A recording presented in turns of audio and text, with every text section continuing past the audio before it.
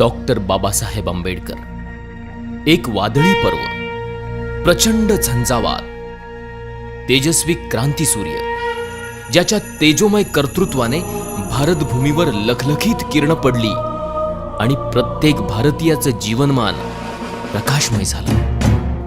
अवघ्या भारतात क्रांतीची लाट आली आणि प्रत्येक नागरिक गुलामीतून मुक्त होऊन सन्मानाचं जीवन जगू लागला.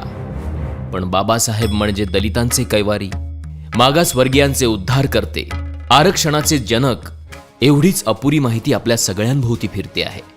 म्हणूनच या पलीकडे जाऊन या तेजोमय सूर्याचे व्यक्तिमत्व समस्त भारतीयांना कळावं म्हणून हा प्रपंच.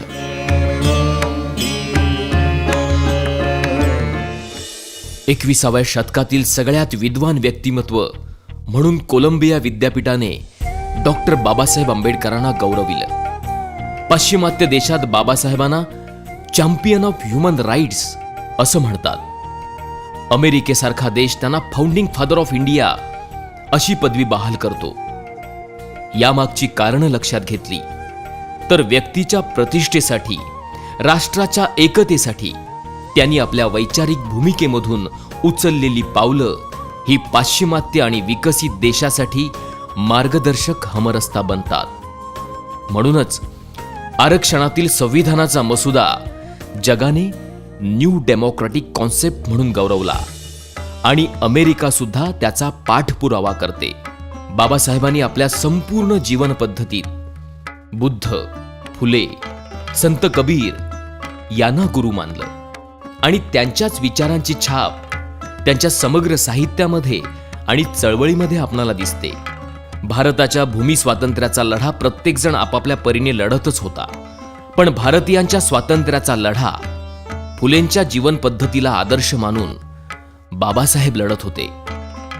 त्यांनी महाडच्या चौदार तळ्याच्या संग्रामावेळी मला या देशात समता, स्वातंत्र्य, बंधुता आणि न्याय यावर आधारित अशी समाज रचना घडवायची आहे की ज्याचा एकक व्यक्ती असेल, ही गर्जना केली आणि संविधानामार्फत त्याची पूर्तता सुद्धा केली. म्हणूनच डॉक्टर बाबासाहेब आंबेडकर फक्त मागासवर्गीय समूहाचेच नाहीत, तर प्रत्येक भारताच्या नागरिकाचे दीपस्तंभ ठरतात. 1919चा कायदा असू दे, 1935चा असू दे किंवा भारताच्या संविधानाचा मसुदा असू दे, त्यामागे प्रत्येक नागरिकासाठी त्यांनी केलेल्या मताधिकाराचा रोमहर्षक संघर्ष आपणाला इतिहासामध्ये सापडतो. एक व्यक्ती एक मूल्य, मताचा अधिकार, स्त्रियांना सन्मान, मजुरांच्या कामाचे तास निर्धारित करणं, आर्थिक न्याय, पाणी प्रश्न, संस्थानांचे विलिनीकरण, अर्थशास्त्र अशा कितीतरी आघाड्यांवर बाबासाहेबांचं कार्य अधोरेखित होतं. या सगळ्या गोष्टी भारत देशाला प्रगतीच्या आणि विकासाच्या मार्गावर नेणाऱ्या आहेत. त्यांच्या समग्र चळवळीचा गाभा आपणाला भारताच्या संविधानाच्या प्रास्ताविकेत सापडतो. अर्नेस्ट वॉर्कर या प्रसिद्ध विचारवंताने हीच जीवन पद्धत आदर्श जीवन पद्धत आहे असे गौरवोद्गार काढले आहेत. या जीवन पद्धतीवर आपल्या सामाजिक आशयाच्या पुस्तकात आपण हीच जीवन पद्धत सांगितलेली आहे असे गौरवोद्गार काढून बाबासाहेबांच्या समग्र जीवन पद्धतीचं सार त्यांनी आपल्या लेखात सांगितलेलं आहे. अर्थशास्त्रावरील प्रबंध प्रॉब्लेम ऑफ रुपी यामध्ये रुपयाचा प्रश्न मांडून संपूर्ण जगातील विद्वानांचे लक्ष वेधून घेणारे डॉक्टर बाबासाहेब आंबेडकर सामाजिक न्यायासह समता, बंधुता, स्वातंत्र्य, गणराज्य आणि लोकशाही या आघाड्यांवर आपली वेगळी छाप ठेवून जातात. पाश्चिमात्य देशामध्ये लोकशाही पद्धत आहे, पण त्या जोडीला तथागत गौतम बुद्धांच्या काळातील गणराज्य पद्धत अंगीकारली तर व्यक्तीच्या सर्वांगीण विकासाची पद्धत गतिमान करू शकतो. त्यासाठी दर्जाची आणि संधीची समानता प्रत्येक नागरिकाला संविधानातर्फे ते बहाल करतात आणि याच गणराज्य पद्धतीमध्ये प्रत्येक नागरिक त्याच्या क्षमतेनुसार कनिष्ठ ते राष्ट्राच्या सर्वोच्च पदापर्यंत आपली पात्रता सिद्ध करून ते पद मिळवू शकतो. ही आदर्श गणराज्य पद्धत संविधानामधून गतिमान करतात. प्रत्येक नागरिकाचं जीवनमान उंचावण्यासाठी आरोग्य सुविधा, प्राथमिक शिक्षणाऐवजी तंत्र शिक्षण म्हणजेच टेक्निकल एज्युकेशन याची मागणी त्यांनी केली होती. या व्यतिरिक्त संपूर्ण देशात सामाजिक अभिसरण होऊन राष्ट्रनिर्मिती होऊन सुसंवाद वाढावा यासाठी संपूर्ण देशाची एक कॉमन स्क्रिप्ट म्हणजेच लिपी असावी असा देखील त्यांचा आग्रह होता. त्यामुळे प्रत्येक भाषेचं साहित्य प्रत्येक भारतीय नागरिक वाचू शकेल आणि बंधुता विकसित होऊन भारत एक लोकशाही राष्ट्र म्हणून उदयाला येईल ही त्यांची भूमिका होती. आज भ्रष्टाचार जणू शिष्टाचार झालेला आहे. भ्रष्टाचाराची ही सुनामी वेगाने आपली मूल्य नष्ट करून टाकते आहे. त्यावर उपाय म्हणून निवडणुकांचा खर्च सरकारने करावा, कारण निवडणुका ही सरकारची गरज आहे. त्याचा खर्च सरकारने उचलला तर भ्रष्टाचाराला आळा बसेल आणि कंत्राटदार, काळा बाजार करणारे यांना निवडणूक लढवण्यास परवानगी देऊ नये ही भूमिका घेऊन त्यांनी आपले राष्ट्रीय दायित्व सिद्ध केले होते. प्रांतिक, धार्मिक, सांस्कृतिक अस्मितेच्या पलीकडे जाऊन राष्ट्रनिष्ठेला ठेच पोहोचवणाऱ्या या गोष्टींपेक्षा मी प्रथम भारतीय आहे आणि अंततः भारतीयच राहीन ही भूमिका सगळ्या भारतीय नागरिकांनी घ्यावी, तरच आपण ताकदवान राष्ट्र बनू शकतो याची ग्वाही देऊन राष्ट्रप्रेमाचा जाज्वल्य दाखला त्यांनी दिला होता.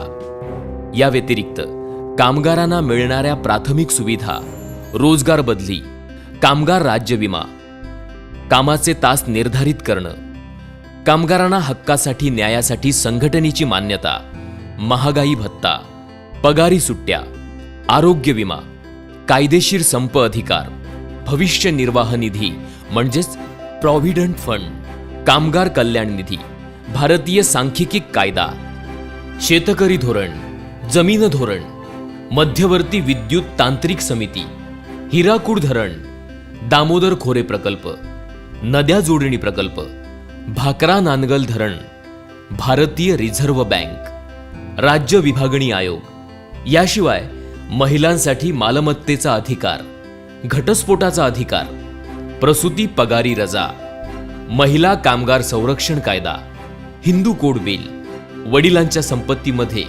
मुलांसोबत मुलींना सुद्धा समान अधिकार, अशा वेगवेगळ्या स्तरांवर बाबासाहेबांचे कार्य मार्गदर्शक ठरते आणि काळाच्याही पुढील द्रष्टा नेता ही बिरुदावली त्यांना सन्मानित करणारी ठरते. राजेशाही संपली, सरंजामशाही लोकशाहीने उद्ध्वस्त केली, घराणेशाहीला आंबेडकरवादाने आणि लोकशाहीने सुरुंग लावला. आता लोकशाही समोर आवासून उभी आहे ती भांडवलशाही. यावर जगाला फक्त अर्थशास्त्रज्ञ बाबासाहेबांची भूमिका आणि नीतीच तारू शकते. त्यासाठी मिनिमम प्रॉफिट ऍक्ट हा कायदा लागू करा ही भूमिका सरकारने घ्यावी अशी सूचना बाबासाहेबांनी सरकारला दिली होती. भांडवलदारांना सरकारने आपल्या कक्षेत ठेवावे आणि मूलभूत सुविधा पुरवणाऱ्या उद्योगधंद्यांचे खाजगीकरण करू देऊ नये. भांडवलदारांचा नफा कायदा निर्धारित करण्यात यावा ही भूमिका घेऊन बाबासाहेबांनी भारतासह जगातल्या प्रत्येक लोकशाही सरकारला प्रगतीचा मार्ग दाखवला होता. गरज आहे ती त्यांच्या आर्थिक न्यायाचा रस्ता पकडण्याची. आपणाला आर्थिक समानता माहिती आहे, विषमता माहिती आहे, पण व्यक्तीच्या क्षमतेनुसार त्याच्या राजकीय न्यायासोबत आर्थिक आणि सामाजिक न्याय हा महत्वाचा निर्देश संविधान सभेच्या भाषणाच्या प्रसंगी ते करतात. 26 जानेवारी 1950 We are enter in contradiction life. Politically we will have equality and socially and economically we will have not equality. We must remove this contradiction as early as possible. Either those who suffer from inequality will blow up the structure of political democracy which this assembly so laboriously built up. याचाच अर्थ 26 जानेवारी 1950 रोजी आपण एका विसंगतीपूर्ण जीवनामध्ये प्रवेश करणार आहोत. राजकारणामध्ये समानता असेल, पण सामाजिक आणि आर्थिक जीवनामध्ये विषमता असेल. हा भेद शक्य तितक्या लवकरात लवकर आपणाला मिटवावा लागेल, नाहीतर असमानतेचे बळी ठरणारे लोक हा राजकीय लोकशाहीचा डोलारा उद्ध्वस्त केल्याशिवाय राहणार नाहीत. ही त्यांची पूर्वसूचना तंतोतंत खरी वाटते की काय, अशी परिस्थिती आज निर्माण होताना दिसत आहे. 14 ऑक्टोबर 1956 रोजी ते याच मातीत रुजलेल्या, वाढलेल्या, जगाला आदर्श ठरलेल्या बुद्ध धम्माची दीक्षा घेतात आणि आपणाला विश्वबंधुत्वाशी जोडतात. बुद्ध धम्माने तुमचं, देशाचं आणि जगाचं कल्याण होणार आहे ही जबाबदारी ते आपणाला सांगतात आणि आपण केलेली ध्येय योजना पूर्णत्वाला नेतात. मैत्रीच्या, बंधुतेच्या निर्मळ प्रवाहात आपणाला बाबासाहेबांनी आणून ठेवलं आहे. केवळ जात, धर्म, वर्ग, मागासवर्गीय या पलीकडे जाऊन आदर्श मूल्यांची रुजवात करून जगाला आदर्श ठरेल असा आंबेडकरवाद बाबासाहेबांच्या अथक संघर्षातून निर्माण झालाय आणि त्याच विचारांच्या पालखीचे भोई आहोत आपण. आयुष्याच्या संध्याकाळी बुद्ध धम्म, संविधान आणि गणराज्य म्हणजेच रिपब्लिक ही 3 रत्न आपल्या हाती देऊन आपणासमोर लोकशाही राष्ट्र उभारणीचं दायित्व ते ठेवतात. गरज आहे ती न कळलेले बाबासाहेब समजून घेण्याची, क्षितिजा पलीकडची त्यांची दृष्टी अभ्यासण्याची आणि या रत्नाची पारख करणारे रत्नपारखी होण्याची. तरच झाडापेक्षा मुळांनी खोलवर गेलेले बाबासाहेब आपणाला समजतील आणि त्यांच्या विचारांच्या छायेत प्रत्येक नागरिक विसावतील. जय भारत.